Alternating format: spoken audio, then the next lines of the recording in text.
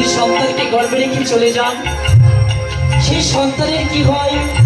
আর গর্ভধারিণী মা যদি চলে যায়, সেই সন্তানের কি হয়? বলছে ওরে সন্তান গর্ভে ধরে পিতা